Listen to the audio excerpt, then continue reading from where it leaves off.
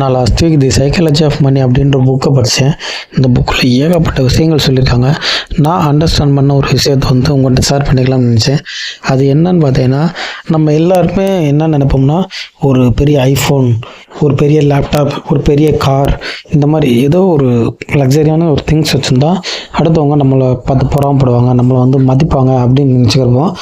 But இந்த புக்கை படித்ததுக்கப்புறம் நான் என்ன கற்றுக்கிட்டேன்னா, உதாரணத்துக்கு நான் இப்போ ஒரு BMW கார் வச்சுருக்கேன்னு வச்சுக்கிறோம்.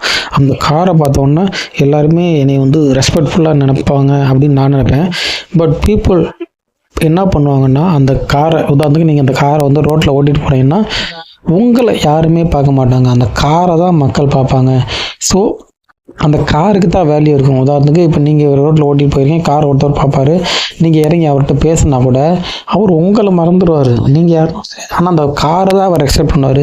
ஸோ நீங்கள் லக்ஸரியாஸ் திங்ஸ் வாங்கி ஒருத்தவங்களை கவரணும்னு நினச்சேன்னா கண்டிப்பாக அது நடக்காது.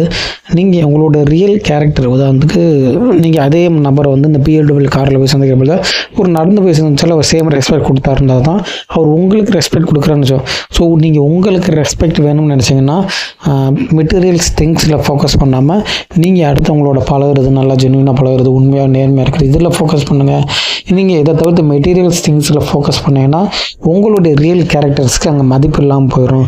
இதனாலே பார்த்தோன்னா பீப்புள் நிறையா மெட்டீரியல் திங்ஸை வாங்கிட்டு அவங்களோட வாழ்க்கையில் கடன் இந்த மாதிரி பண்ணிடுறாங்க. But end of the life தான் அவங்க ரியலைஸ் பண்ணுறாங்க, பீப்புளாக இதை பார்க்கவே இல்லை, நம்ம இதெல்லாம் கடை வாங்கி பண்ணது வேஸ்ட்டு.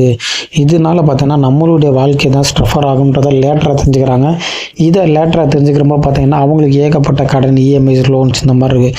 ஸோ நீங்கள் இந்த மாதிரி அடுத்தவங்களை இம்ப்ரெஸ் பண்ணணும்னு சொல்லிட்டு மெட்டீரியல் திங்ஸ் ஃபோக்கஸ் பண்ணாமல் உங்களுடைய திங்ஸ், உங்களுடைய குவாலிட்டியை ஃபோக்கஸ் பண்ணிக்கோங்க. இந்த கடை வாங்கி மெட்டீரியல் திங்ஸ் வாங்கி அடுத்தவங்களை அப்சர்வ் பண்ணுச்சுன்னா கண்டிப்பாக அது ஒரு காலம் நடக்காது அப்படின்ற ஒரு பெரிய லெசன் இந்த புக்கில் நான் கற்றுக்கிட்டேன். இந்த புக்கை நீங்கள் படித்தீங்கன்னா கண்டிப்பாக நீங்கள் பணத்தை பார்க்கறதுக்கான பார்வை மாறிடும் அப்படின்றத நான் கற்றுக்கிட்டேன். கண்டிப்பாக அந்த புக்கை படிங்க, உங்கள் லைஃப் யூஸ்ஃபுல்லாக இருக்கும். தேங்க்ஸ் ஃபார் வாட்சிங்.